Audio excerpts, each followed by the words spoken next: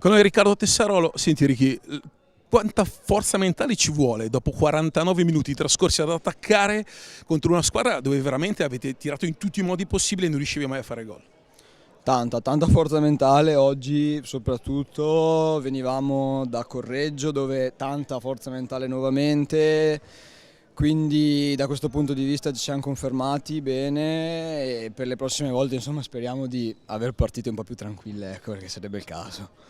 Non è la prima rimonta, questa è la terza stagionale, da 1-6 col Montebello a 6-6, a Correggio chiudendo un parziale di 0-4, addirittura nel secondo tempo al Dorando Pietri non è cosa da tutti. Avete tanta fiducia in voi? Sì, e queste rimonte ce le danno ancora di più, perché riuscirci cambia tutto, perché essere sotto e non farle, anche come se non avessimo vinto a Correggio, non sarebbe successo niente, ma mentalmente ti svolta perché credi in te, fiducia e quindi come oggi fino all'ultimo minuto sotto di 2 gol alla fine l'abbiamo rimontata.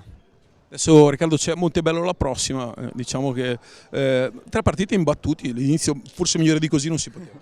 Sì, sicuramente adesso dobbiamo andare a Montebello dove in Coppa Italia non abbiamo fatto bene, forse la peggior partita di quest'anno e siamo imbattuti e dobbiamo mantenerla, ecco, questa imbattibilità. Grazie Tex.